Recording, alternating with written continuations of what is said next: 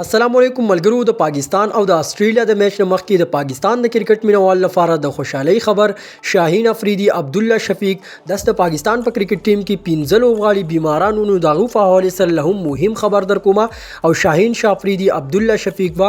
د استرالیا خلاف په لوبه کې وی او کنه نو پوره معلومات تر سره هم په دې ویډیو کې شیر کوم شارټ ویډیو دا نو د نورو کرکټ مینوالو سره هم شریک کړئ تاسو ته دا معلومه شي چې پاکستان کرکټ ټیم د ورلد کپ سلورم میچ به د استرالیا سره وی چې دا میچ په سبا د جمعې په ورځ باندې د پاکستاني وخت مطابق 1:30 بجې شروع کیږي پاکستان کرکټ ټیم په ورلد کپ کې د اوسه پورې 3 لوبي کړې دي چې 2 لوبي ګټلې دي او یو لوبي بیللې ده تاسو ته دا معلومه شي کله چې د احمد آباد نه پاکستان کرکټ ټیم بنگلور ته ورسید نو د پاکستان په کیسه لوبغالي بیماران شو چې په کې شاهین افریدي عبدالله شفیق اسامه میر او زمان خان او داسې یو دوه نور لوبغالي هم شامل وو اوس دا لوبغالي مکمل ریکور شوی دي البته محمد حارث لا پورا ټیک نه دي خو شاهین افریدي عبدالله شفیق او اسامه میر د لوبغالي مکمل فټ فاټ شوی دي او د لوبغالي بعد د استرالیا خلاف لوبي لپاره بالکل تیار وي څنګه تاسو معلومه چې شاهین افریدي د ورلد کپ پر 2-3 میچونو کې په پام کې نو خو بیا هم د پاکستان کرکټ ټیم مین فاست بولر دی نو ضروری دی چې خامخره پاکستان لپاره روغ وي او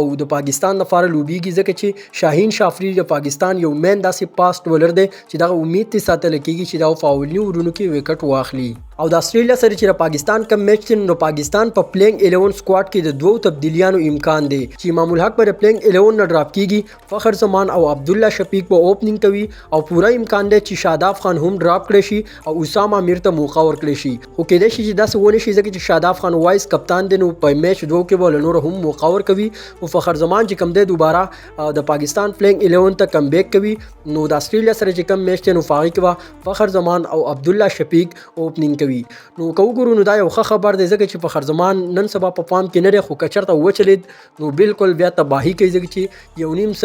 یو سل شپېتو داسې رنزونه کوي که تاسو ګورئ نو فخر زمان په ون ډے کرکټ کې 210 رنزونه 198 دا رنزونه کړي دي نو اوس د پاکستان د کرکټ مینوال لپاره د خوشحالي خبرداري چې شاهین افریدي اسامه میر عبدالله شفیق زمان خان خیر په ریزرو کې او دا لوبغالي مکمل ریکور شوی دي دوباره صحت یاب شوی دي نو تاسو په خیال دغه میچ په پاکستان ګټي یا استرالیا خپل رائے خپل کمنټس سره ضروری شیر کړئ د داسې نورو کرکټ معلوماتو لپاره زموږ سره اوسئ ملاویږو په بل ویډیو کې د الله پامان